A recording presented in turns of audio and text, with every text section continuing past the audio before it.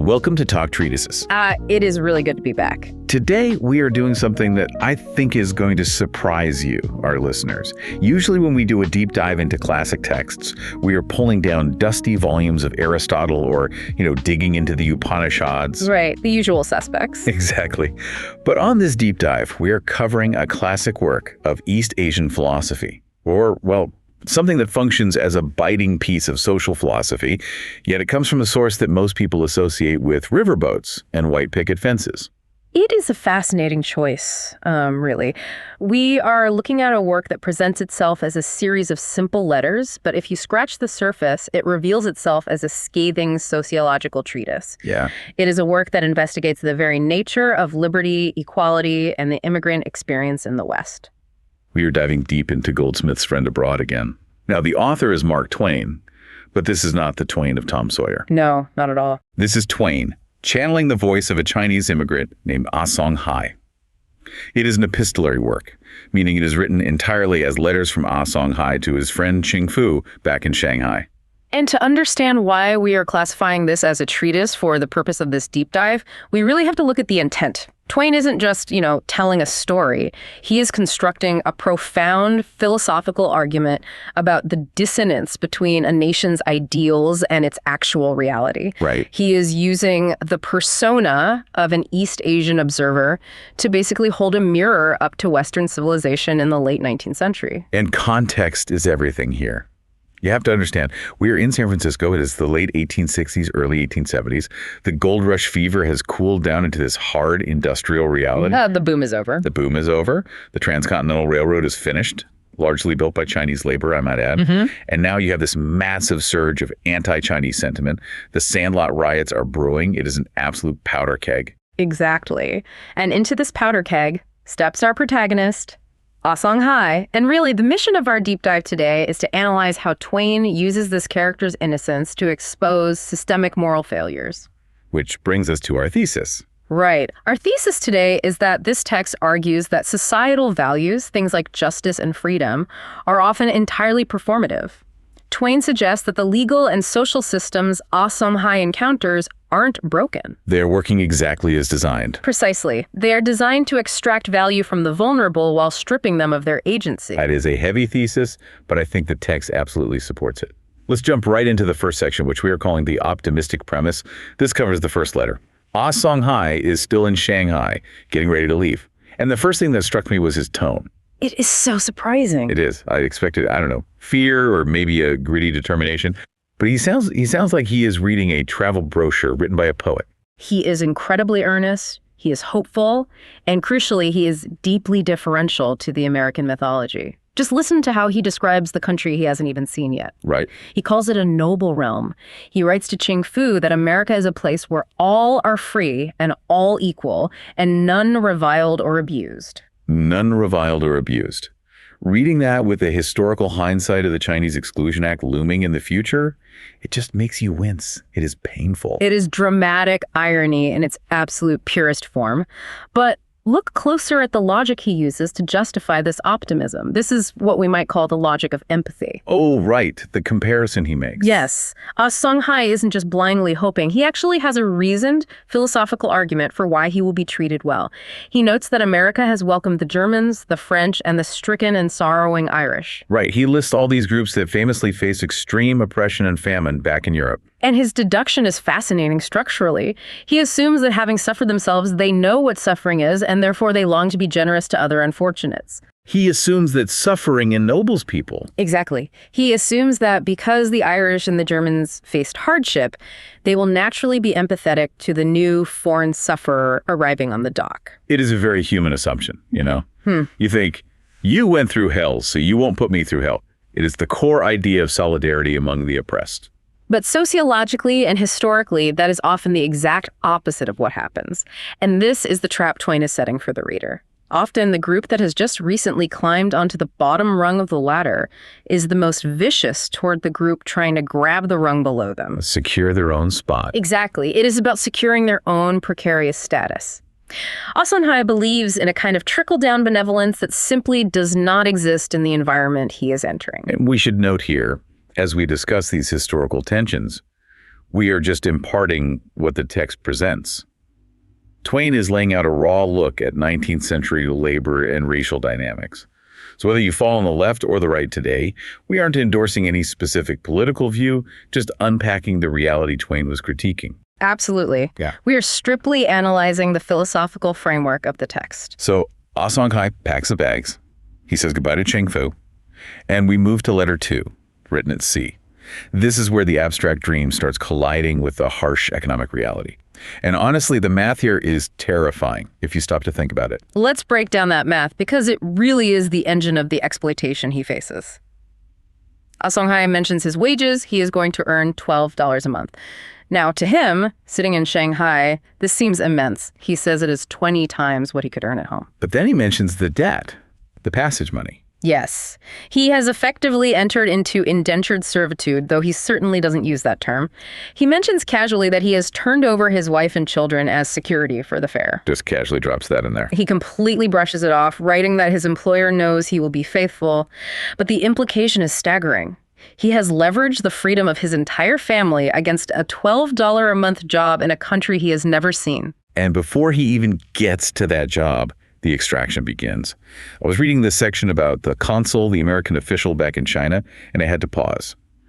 Asung Hai talks about this certificate fee. The infamous $2. Right, $2. It sounds like absolutely nothing to us today, but Asung Hai notes there are 1,300 Chinese people on this ship. Let's just do the math on that. That is $2,600. In the 1870s, that is a massive fortune. That is the price of a beautiful house or a successful business collected in a single afternoon by one bureaucratic official. And the kicker is, Asung Hai's employer tells him straight up, the government knows this is a fraud.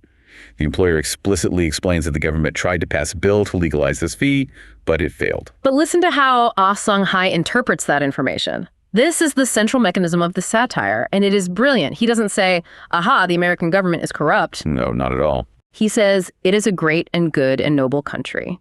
He reasons that because the government tried to make it legal but couldn't, the consul is simply forced to take the money dishonestly until Congress can get around to fixing the paperwork. The mental gymnastics are incredible.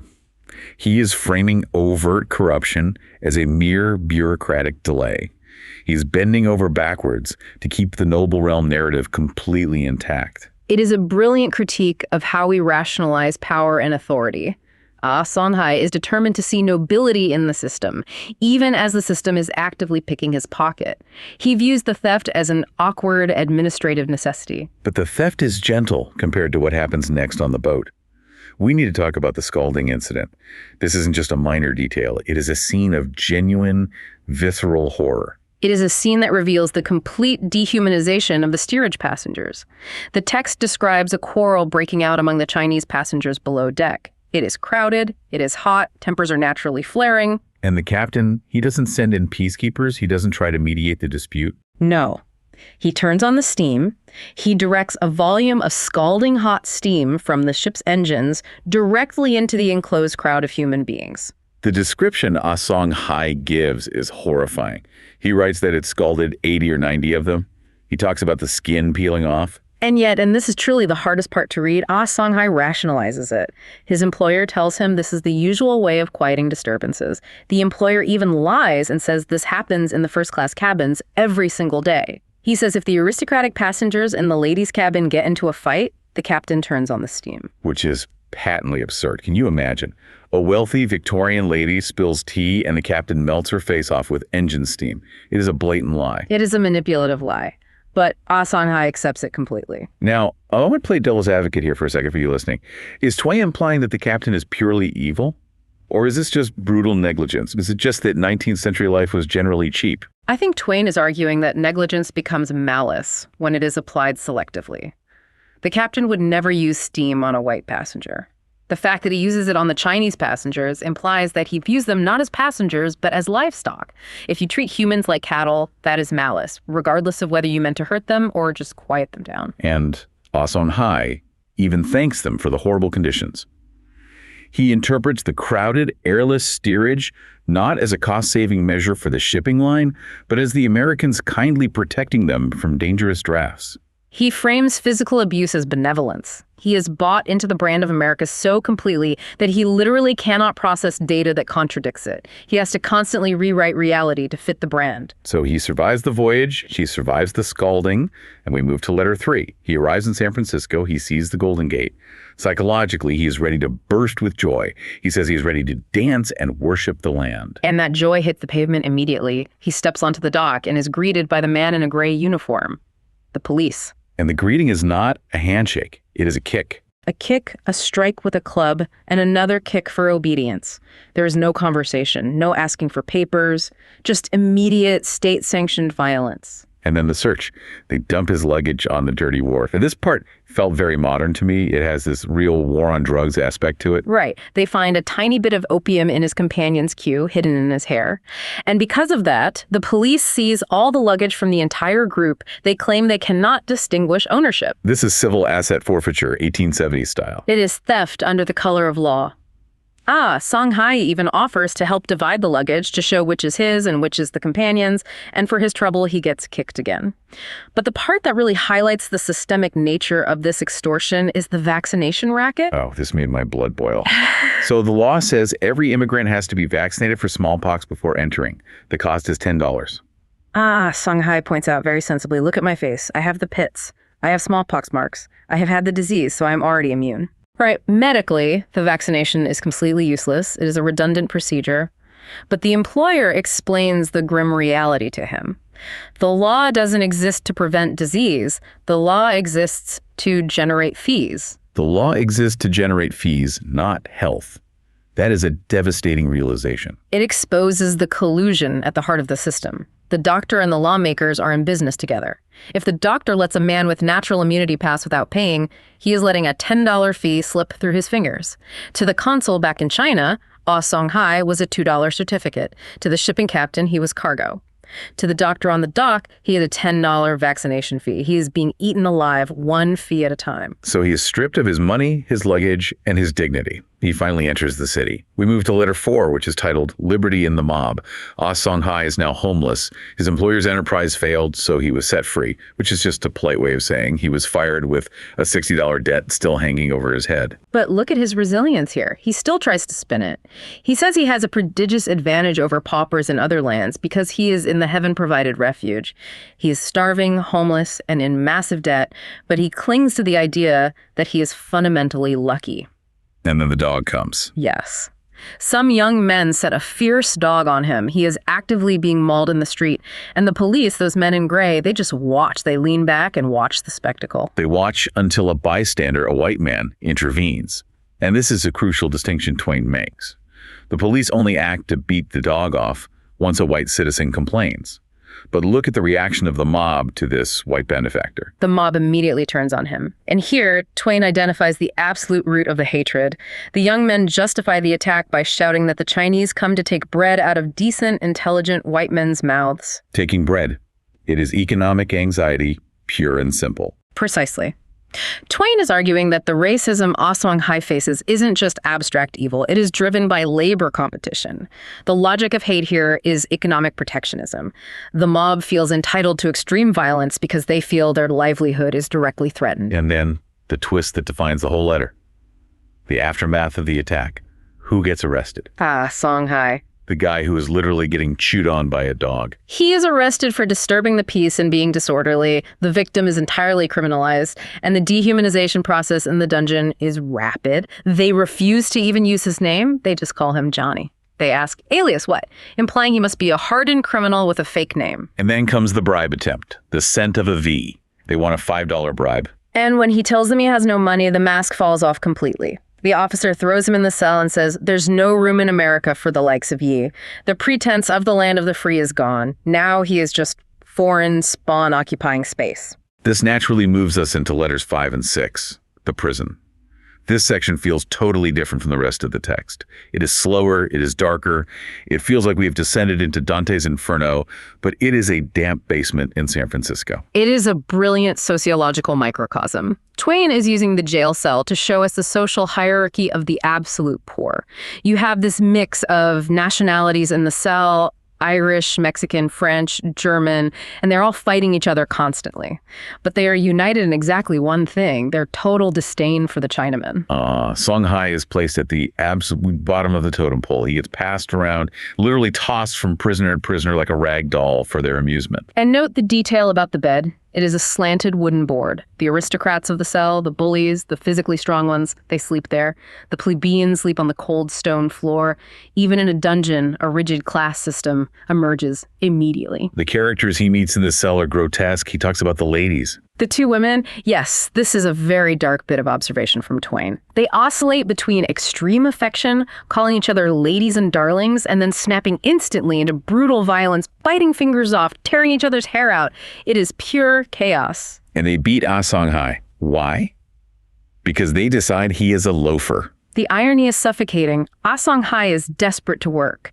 He traveled across an ocean specifically to work, but the career criminals beat him for being a loafer and simultaneously for lowering local wages. It is the contradictory logic of bigotry. You are lazy and you are stealing our jobs. Then Twain gives us this catalog of crimes.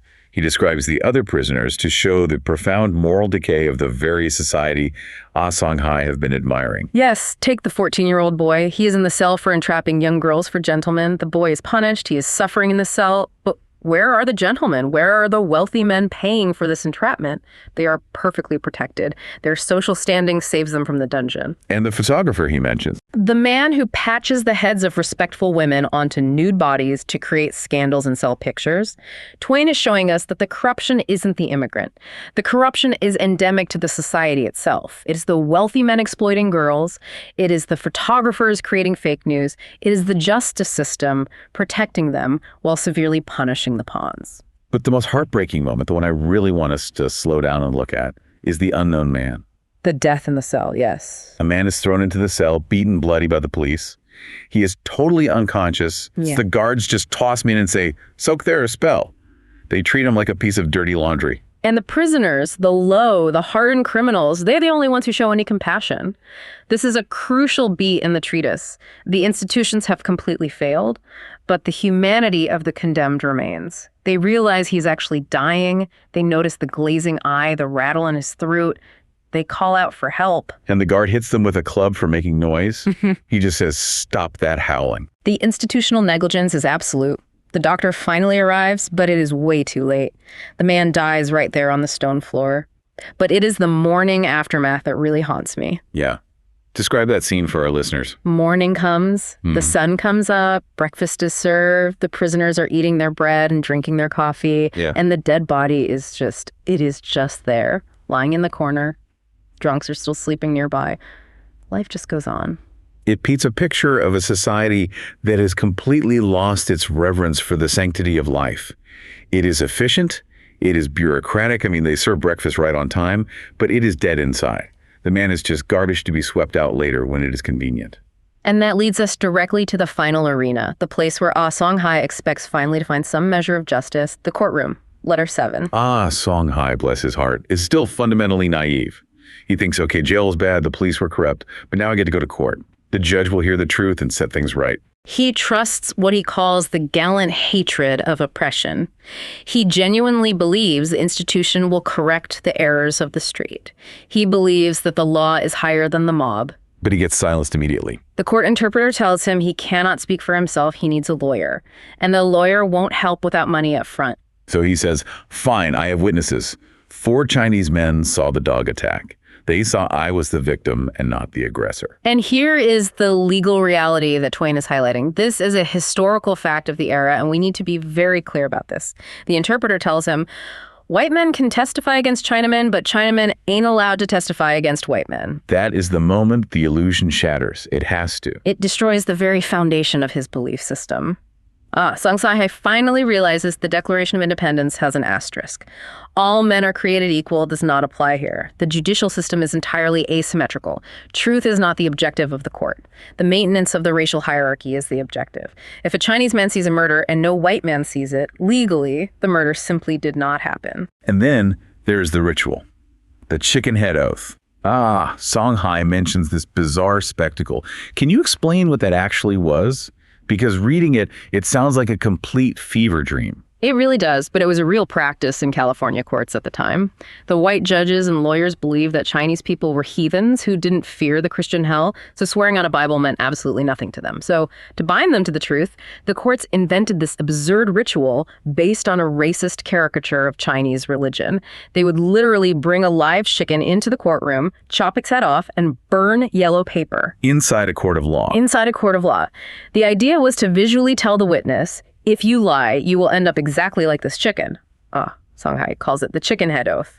But notice how he describes it. He sees it as the court openly mocking them. It treats their testimony as a superstitious spectacle to be rushed through. It is not about respect for their beliefs. It is about exoticizing and diminishing them in front of the jury. But wait, what about the white friend? The guy who saved him from the dog. He shows up to testify. And he can speak legally. He does show up. But look at the atmosphere in the room. The police who ignored the attack are there. The rowdies from the street are there. They all turn and stare him down. It is pure intimidation. He's a white man, yes, but he is breaking the local code of solidarity. He is siding with the other. He is so shamed and frightened by the crowd that he leaves the courtroom without ever speaking a word. And the verdict? $5 or 10 days. And the trial takes exactly 2 minutes. It is an assembly line of injustice. Twain writes that the judge just rattles through the testimony. It's entirely perfunctory. The guilt was decided long before Asung Hai ever walked through the courtroom doors. So let's zoom out for a minute. What does this all really mean? We have a guy who gets systematically crushed by every single institution he encounters. Well, if we look at the narrative strategy, Twain is brilliantly using the unreliable interpreter trope. Asung Hai describes the physical events accurately. He tells us exactly what happened, but he interprets them through this intense filter of desperate optimism. He keeps making excuses for his abusers. He is like a battered spouse making excuses for the partner.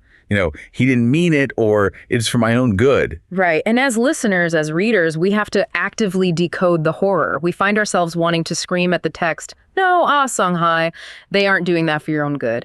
This technique forces us to confront the reality much more viscerally than if Twain had just written an angry, straightforward essay. If Twain just yelled at us about injustice, we might defensively tune out.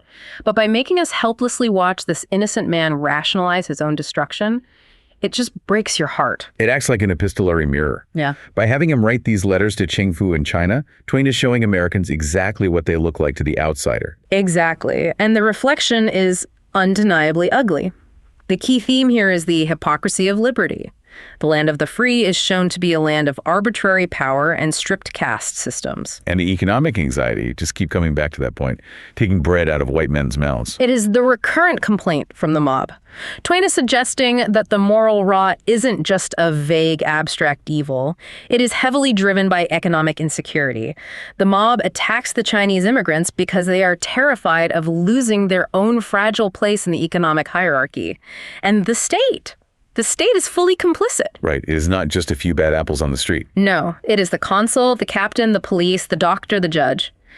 The entire ecosystem is designed to extract maximum value, money, and labor from the immigrant while aggressively denying them basic human rights. It is a machine that literally eats hope and spits out profit. That is a very apt description of the treatise's conclusion.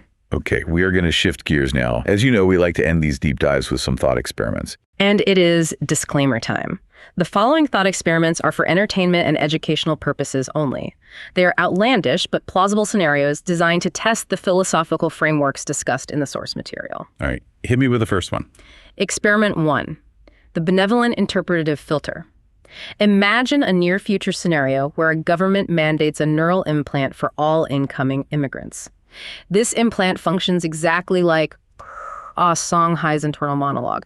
It uses advanced AI to real-time translate physical abuse into gestures of tough love and systemic theft into administrative necessity. Wow.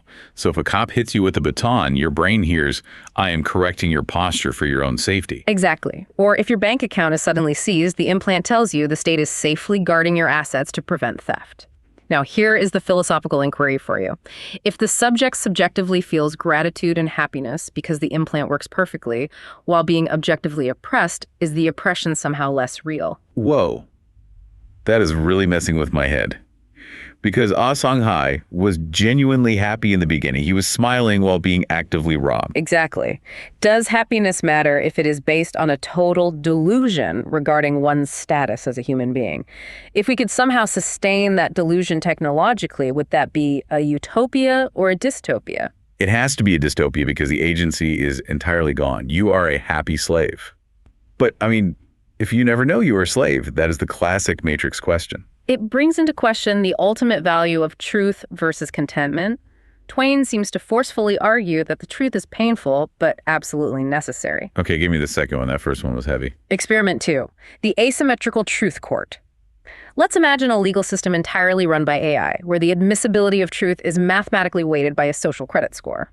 Okay, unfortunately, that sounds like where we might actually be heading in some places. Let's say if a person with a score of 100 witnesses, a crime committed by a person with a score of 10, their testimony counts fully. But if the reverse happens, a score 10 person sees a score 100 person commit a crime, their testimony is legally inaudible. The court's AI stenographer literally filters it out as static noise. That mirrors the San Francisco court from the text exactly. It does perfectly. White testimony against Chinese was valid, Chinese against white was void. So the question is, how does a society function when truth is not an objective record of events, but merely a privilege of demographic status? What happens to the concept of reality when the vast majority of observers are legally blind and mute? Reality just becomes the exclusive property of the elite. If I can do whatever I want to you and you literally cannot speak of it in the official record, then for all historical purposes, it simply didn't happen. Precisely. History is written by those with the admissible voice. Twain is showing us that without equal legal standing, truth does not exist. It just becomes a narrative totally controlled by power. Man, that is incredibly heavy. But that is why we dissect these treatises. It is. It forces us to ask the hard questions. So to wrap this up for you listeners, we have the profound tragedy of Asung Hai, a man who kept his faith in the idea of America, even as the reality of America systematically destroyed him. And here's a final provocative thought for you to mull over. Asung Hai ends his letters still dutifully reporting to Chingfu. We never actually see a letter where he admits his total defeat. Right. He never breaks character. He never drops the optimism. So does he eventually tell the truth? Or does he maintain the lie forever to save face? And ask yourself, which is worse? Suffering in silence in a dungeon, or admitting to your friend back home that the noble realm you sacrificed everything for was a lie all along? The burden of that lie might actually be heavier than the chains. It very well might be. Thanks for joining this deep dive into Talk Treatises. Keep questioning the narrative. We'll see you next time.